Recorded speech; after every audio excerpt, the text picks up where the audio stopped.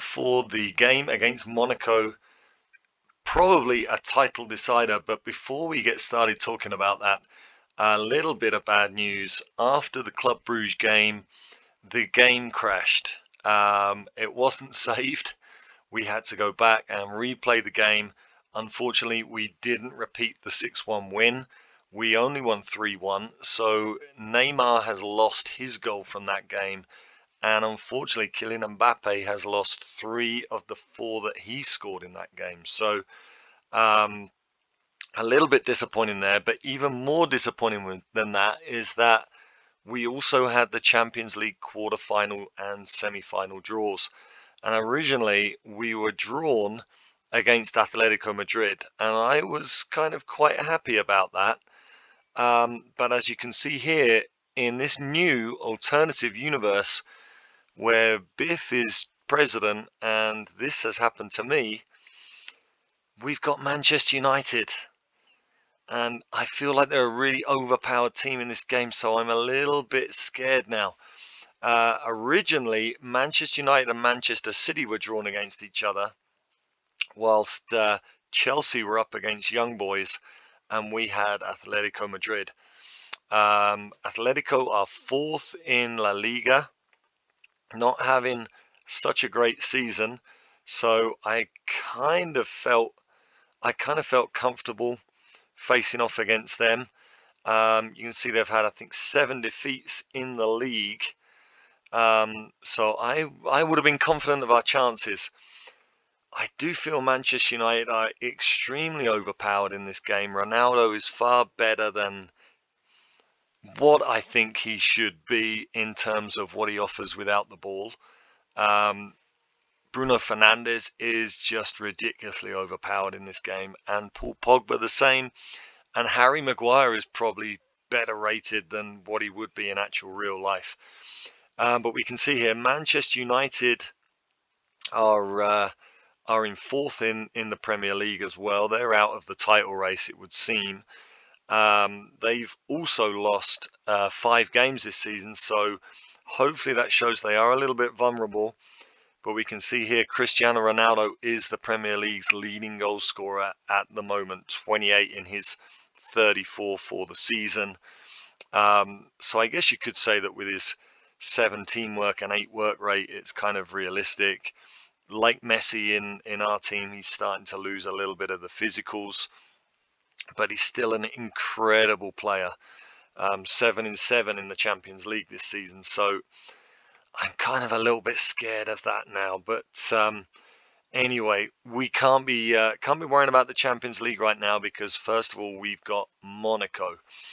And as you can see, as we said before, we've got a 9-point lead over Monaco at the top of the table. So this game basically becomes a title decider. If we were to win this and go 12 points clear, we would have to lose 5 games between now and the end of the season in the last 9, which is not going to happen. So Monaco need to win to get it down to 6 points and put us under pressure. I would really like to win this one, not just to take some of the pressure off in the league, but to give me the ability to rest players for these Champions League games. We've got Lorient at home, which, although they beat us in the cup on penalties, we should be expecting to win. And Clermont away. Those 2 games are very, very winnable games that we can rest players in. So I would like to be in a position to do that. So we're going to go ahead here. If we just have a quick look at Monaco, we know about them. They play 4-4-2. They play very defensive football. They play on the counter-attack. They did a number on us when we were playing at home. They've got Ben Yedder is their top scorer and star striker. He is a dangerous player, no doubt about it. We've got to keep an eye on him. But outside of that, they really don't have much to speak of. They will have their first choice defenders, apart from Ruben Aguilar, available for this game. But we really are the favourites. I mean, our scouts and analysts suggest that they really should pose no threat. Of course, they did beat us at home, so I know that's not true. But I do think that with our new balanced mentality, which has done so well and helped us to win 7 of the last 8 league games, drawing the other. I do feel like we are set up now to prevent those counterattacks and control this game a lot better than we did in the first leg. This is how we're going to set up. Sergio Ramos drops to the bench, as do Hakimi and Kurzawa. In come Bernat, Nicolas Soule, who is now our first choice right back, and Mbappe. The same rest of the team lines up top. Isco playing the number 10 role in the absence of Di Maria. And very pleased to see that Ander Herrera, although he's lacking fitness, is back in training and available on the bench for this game. So gives us more midfield options. I think we can be very confident about what we're doing here. Let's have a look. If we just go across to the tactics section.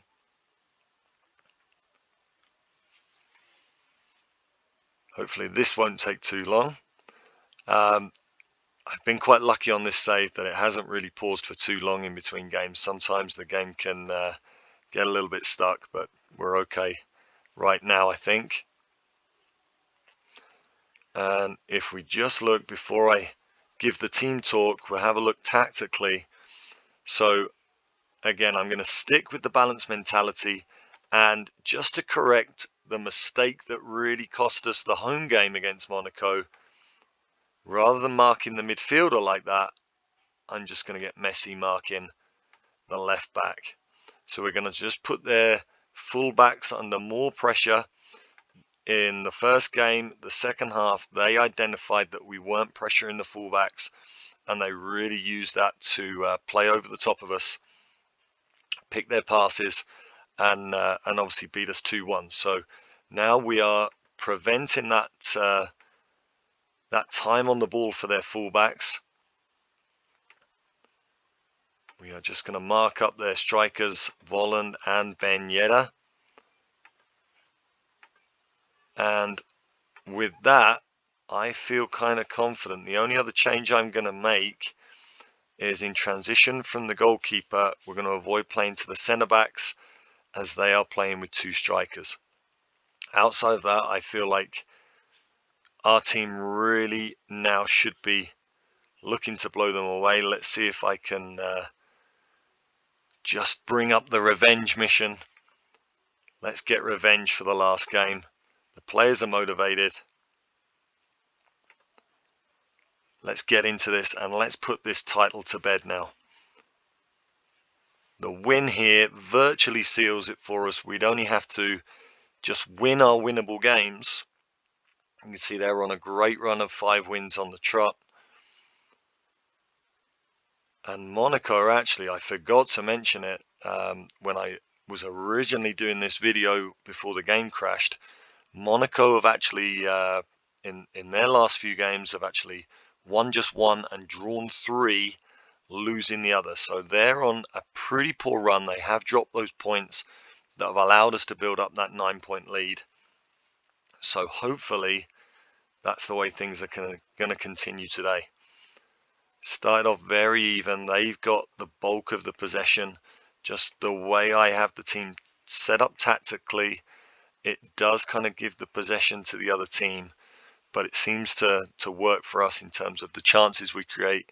We tend to create our chances on the counter attack, but right now Monaco are not just ahead in this game, or not just dominating in this game, but ahead. I'm going to make a change straight away. We're going to play out to the wings, and I'm going to ask the players to be more expressive. With them playing 4-4-2, they're very much concentrate on defending through the middle. So now we're going to look to play out wide and see if we can cause some problems in there.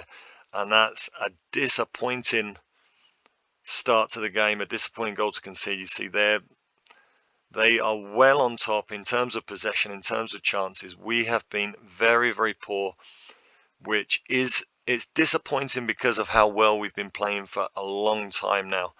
This is the first time in a while that we've really had a disappointing performance.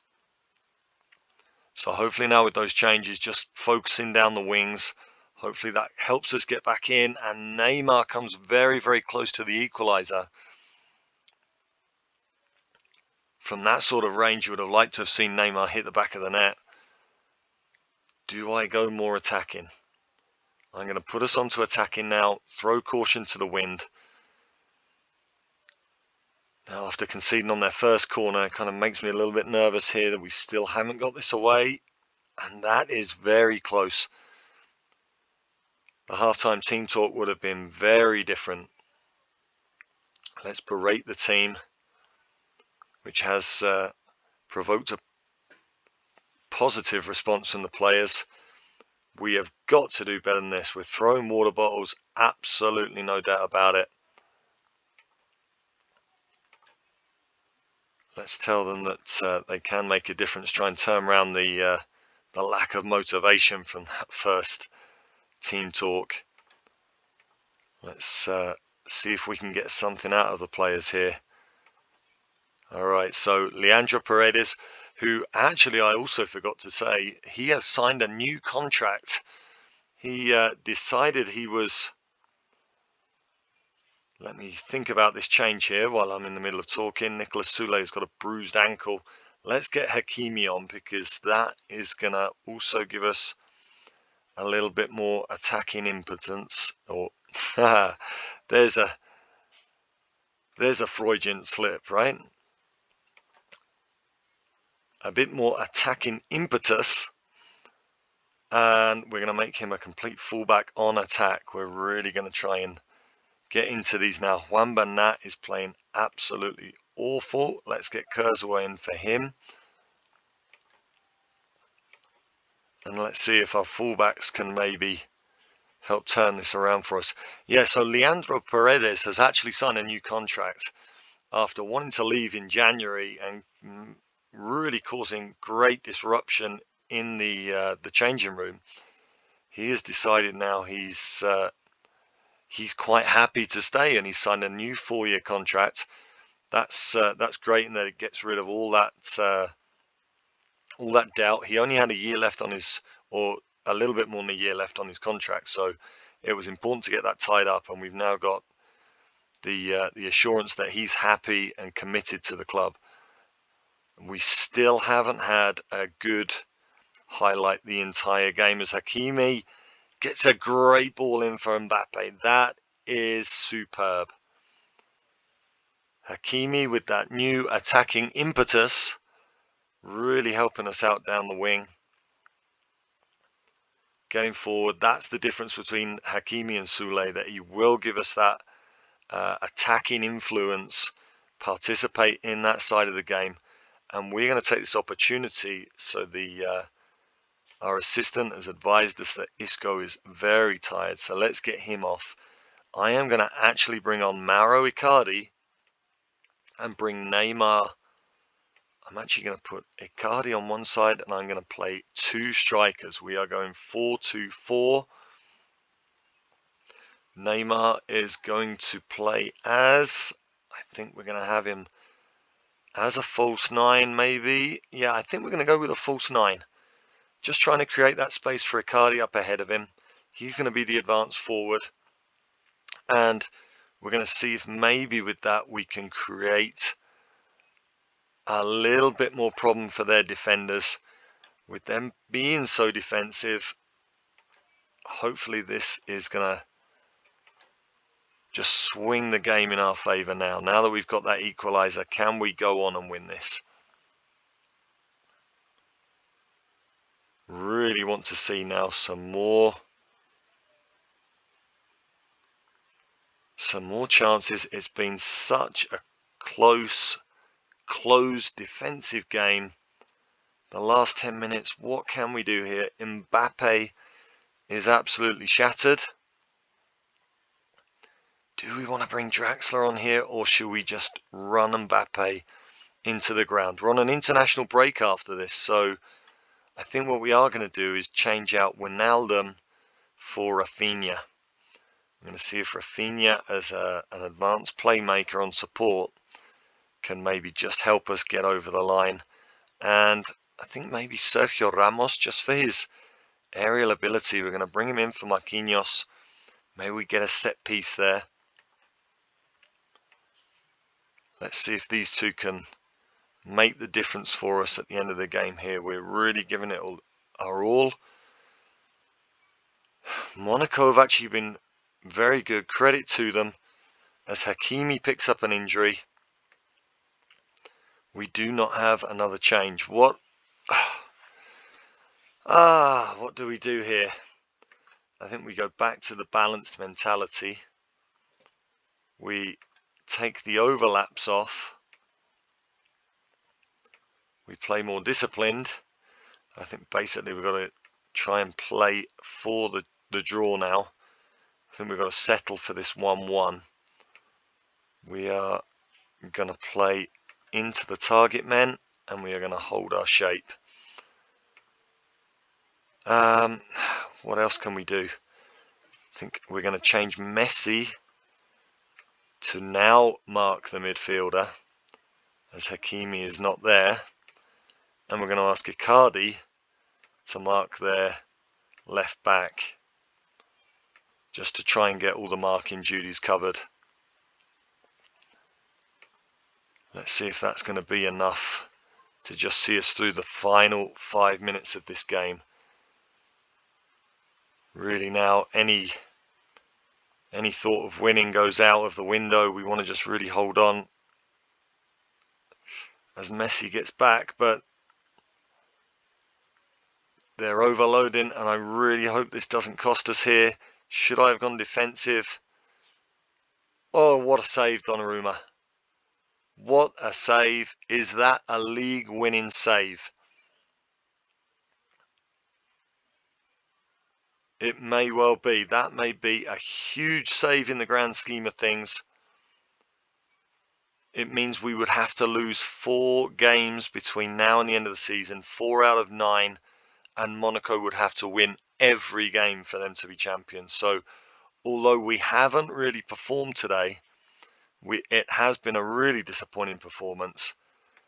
I think that draw is going to be enough to give us the championship.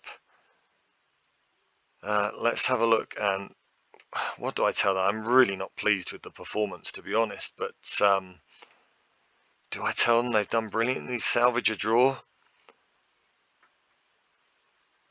No, I'm going to tell them. I'm going to tell them we weren't good enough. Isco's been dismotivated or demotivated by that. I'm not going to panic about Isco. The others seem to respond well. So it's a disappointing performance, but it does put us in a strong position in the league now. We are looking pretty good for the title. It would take, in the next 9 games, it would take a big disaster for us to lose it now. I think, losing 4 games out of our final 9, if we just look at who we've got, I think we don't have to, dragging down the wrong side of the page. I think we really don't have to panic too much. We've got Marseille at home. We've got Strasbourg away, who are performing very well. The other games, Montpellier away is also not too straightforward. They're challenging for European places as well. But really, we should be expecting to win all these games. And if we look at, we've looked at Monaco, if we look at their schedule, they do still have some tough away games left. So Rennes away, maybe. Nice at home is not an easy game for them. Saint Etienne away. Saint Etienne are battling to avoid the drop. And then Lille away is going to be a tough one for them as well. So I think we're pretty safe now. The only thing that does concern me is how that result, or that performance rather, now affects our confidence going into the Manchester United games in the Champions League. If we perform like that against United, I think we're going to be in real trouble. The last thing that I want to just show you before we go is our youth intake. We've had our youth intake, and we apparently have a couple of very, very good talents. Richie Baziki, a 15-year-old, he apparently has the potential to be as good as Mbappe. I'm probably not going to be around to see it because of the nature of a beta save. I'm probably not looking to do more than 2 or 3 seasons. So I'm probably not going to get the benefit of Richie Baziki, but he looks a good product rather of our academy. And Jack Duran also looks like he could be a good midfielder with 13 passing and 15 tackling at just 15 years old. Looks like a good prospect, and in the future this PSG team is certainly going to need midfielders. So a couple of good prospects there. Other than that, Christophe Leclerc doesn't look a bad striker, probably doesn't have the finishing. We'll have to get some specific training on that to try and get that up, but he looks a good forward or attacking player. So some good little academy prospects there. We also have, I'm not even going to try and pronounce his name, we've also got a goalkeeper there that they feel has some good potential, but he doesn't look amazing. Yeah, so that's how things are looking really. So when are we going to be back? Well, we are certainly going to be back very, very soon for the Manchester United games. I feel like in the league right now, Marseille is the next big game, but I think we will come back in terms of the league for Strasbourg if the league is still in doubt. We might have the league won by then, but if we don't, that could be the game that we could win it on. So we might come back for Strasbourg in the league, but the next episode will be a double header, both of those games against Manchester United in the Champions League quarter-final. That really decides our season now. So getting ourselves all up for that one. See you on the next one. Thanks for watching. Give us a like, give us a subscribe.